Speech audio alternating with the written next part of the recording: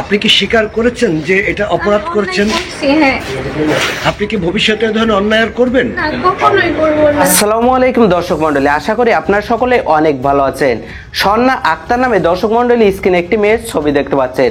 ঢাকা মেডিকেলে আবারও সেই চিকিৎসক আটক হওয়ার পরে যেভাবে সেই বর্ণনায় উঠে আসে স্বর্ণা আক্তার নামে সেই তরুণী যে নাকি সেই চিকিৎসার বিষয় নিয়ে নিজে যেভাবে পরিচয় দেওয়া সেই তরুণীর ভাষ্যমতে যেভাবে ঢাকা মেডিকেলে চিকিৎসা দেওয়ার জন্য সে যেভাবে ঢাকা মেডিকেল প্রাঙ্গণে আসে, এমনকি ভুয়া চিকিৎসার মাধ্যমে অর্থ হাসিলের মাধ্যমে এমনকি তার স্বজনদের নিকট থেকে যেভাবে অর্থ নিত সেই তরুণী, সেখানে তার ভাষ্যমতে যেভাবে উঠে আসে সেই বিষয় নিয়ে তথ্য। চলুন প্রথম সেই ভিডিও ক্লিপ দেখে আসি, তারপর সেই সম্পর্কে তথ্য নেব। আপনি কি স্বীকার করেছেন যে এটা অপরাধ করেছেন? হ্যাঁ। আপনি কি ভবিষ্যতে এ ধরনের অন্যায় আর করবেন? না, কখনোই করবো না স্যার। আমি সত্যি বলছি স্যার, কখনো করবো না। অনেক বড় অপরাধ, প্রতারণা করছি স্যার। এবারের মতো মাফ করে দেন না স্যার। এর আগেও কি আপনি ঢাকা মেডিকেলে এসেছেন কখনো? আসি নাই, মানে আশা হয়েছে যদি কারো কিছু হয় যে মানে বের করে দিতাম, আমাকে কিছু টাকা দিত, জাস্ট এতটুকু। আপনার নাম কি? স্বর্ণা। আপনি এখানে ঢাকা মেডিকেল আজকে কেন এসেছিলেন? মানে আমার একটা আত্মীয় আর কি, তিনি ইসলামিক ব্যাংকে কাজ করে, উনি আমাকে বলছিল যে তোমার ফর্ম যেটা ভর্তি যে হয় ওই ফর্মটা আর কি ওনাকে ফিল আপ মানে পাও করে দেওয়ার জন্য।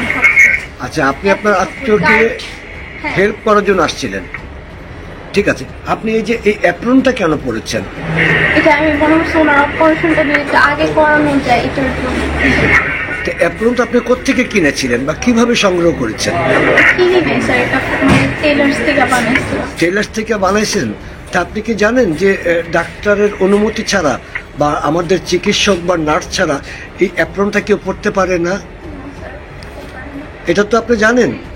আপনি কি স্বীকার করেন যে এটা আপনি একটা অপরাধ করেছেন? অনেক বড় অপরাধ করছি স্যার। আমি এটার মধ্যে কেউ জড়িত নাই, আমি নিজে মানে একটু আপনাকে আগানোর জন্য বলছিলাম। আজকে সকাল কয়টার থেকে আপনি ঢাকা মেডিকেলে এরকম ঘোরাফেরা করছিলেন? আমি 11-10টার সময় আসছি। 10টা-11টা থেকে কোন ওয়ার্ডে ঘুরছিলেন আপনি? ঘুরে নাই স্যার, 303-এই ছিল। 303-এ। তারপরে আপনাকে কিভাবে ধরা হলো? বা ক্লাস 78 পর্যন্ত ওই আপু আসছিল। আচ্ছা, ওনার নাম হলো স্বর্ণা, কিন্তু আমি ওনাকে চিনি না। ওই চিকিৎসকের নামও ছিল স্বর্ণা? কিন্তু আমি আমার নামেই সঠিকটাই বলছিলাম, স্বর্ণা। আপনি আপনার নাম বলছিলেন স্বর্ণা। তখন ওই চিকিৎসকের সন্দেহ হলে উনি এই কাজটা করেন, আমাদের আইনশৃঙ্খলা পরিস্থিতি বা আমাদের আনসার সদস্যের কাছে আপনাদেরকে দেয়। বিষয়টা কি এরকম? তা আপনি কি একটু বলবেন যে আপনি এই যে যা করেছেন, আপনি একজন চিকিৎসক না হয়ে একটা অ্যাপ্রন পড়েছেন, এটা আপনি ভুল করেছেন বা অন্যায় করেছেন, এটাকে আপনি মনে করেন? জি স্যার, আমি অন্যায় করছি স্যার। আমি সবখানে স্বীকার করছি স্যার, আমি অন্যায় করছি। আপনার দেশের বাড়ি কোথায়? নরসিংদী মনোহর।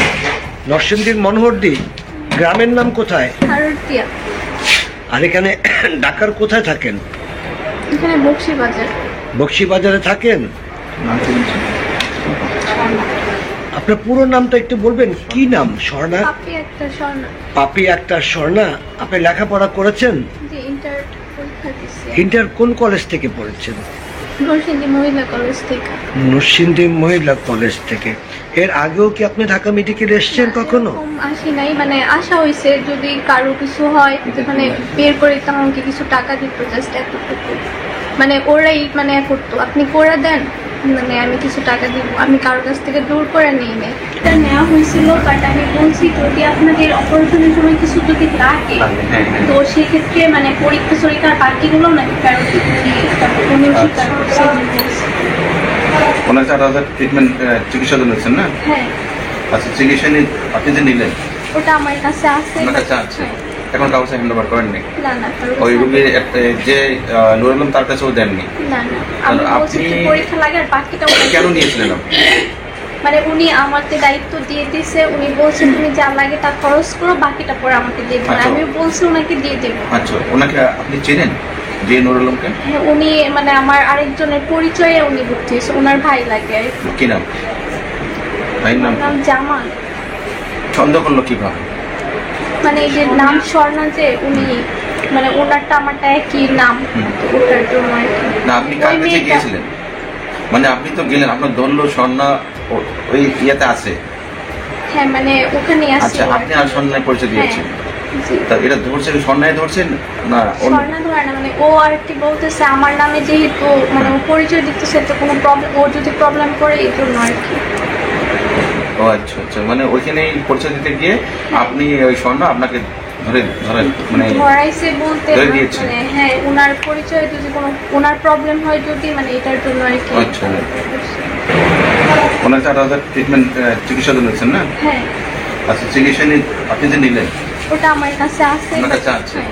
এখন কাউকে হ্যান্ড ওভার করেননি? না না কারো ওই কাছে রুগীর যে নুরুল আলম তার কাছেও দেননি? না না আমি আর বলছি আপনি- একটু পরীক্ষা লাগে আর বাকিটা উনি কেন নিয়েছিলেন আপনি? মানে উনি আমাকে দায়িত্ব দিয়ে দিছে, উনি বলছে তুমি যা লাগে তা খরচ করো, বাকিটা পরে আমাকে দিয়ে দেবেন। আচ্ছা। আমিও বলছি ওনাকে দিয়ে দেবো। আচ্ছা, ওনাকে আপনি চেনেন যে নুরুল আলমকে? হ্যাঁ উনি মানে আমার আরেকজনের পরিচয়ে উনি ভর্তি হয়েছে, ওনার ভাই লাগে আর কি। কি নাম? ভাইয়ের নাম ওর কি? নাম জামাল। সন্দেহ করলো কিভাবে? মানে এই যে নাম স্বর্ণা, যে উনি মানে ওনারটা আমারটা একই নাম, ওটার জন্য আর কি। না, আপনি কার ওই কাছে মেয়েটা- গিয়েছিলেন? মানে আপনি তো গেলেন, আপনার ধরলো স্বর্ণা ওই ইয়েতে আছে। হ্যাঁ মানে ওখানে আছে। আচ্ছা, আপনি আর স্বর্ণায় পরিচয় দিয়েছেন। জি। তা এটা ধরছেন স্বর্ণায় ধরছেন না স্বর্ণা ধরে না, মানে ও আর কি বলতেছে আমার নামে যেহেতু মানে ও পরিচয় দিতেছে, তো কোনো প্রবলেম, ও যদি প্রবলেম করে এই জন্য আর কি। আপনারা সম্পূর্ণ ভিডিও ক্লিপে সেই তরুণী সেই মেয়েটির কথা শুনলেন, যেখানে প্রতিনিয়ত ঢাকা মেডিকেলে বিভিন্নভাবে অর্থ আত্মসাতের জন্য একটি মহল যেভাবে প্রবেশ করে, এমনকি চিকিৎসক, এমনকি যেভাবে নার্স, এমনকি বিভিন্ন পরিচয় দিয়ে তারা যেভাবে সেই রোগীর স্বজনদের নিকট থেকে অর্থ হাসিল করার বিষয় নিয়ে তারা যেভাবে বিভিন্নভাবে সহযোগিতা করে বিভিন্ন চক্রকে, সেখানে সেই তরুণী স্বর্ণা আক্তারের বর্ণনায় উঠে আসে সেখানে ভয়াবহ তথ্য। আপনার সেই সম্পর্কে যেভাবে স্বর্ণা আক্তার বর্ণনা প্রদান করেছে সেই কথা শুনলেন, সেই সম্পর্কে আপনাদের তথ্য মন্তব্য কমেন্ট বক্সে জানাবেন। সকলে সচেতন থাকবেন, পরিবার নিয়ে ভালো থাকবেন, সুস্থ থাকবেন। দেখা হবে পরবর্তী অন্য কোনো ভিডিওতে, সে পর্যন্ত আল্লাহ হাফেজ।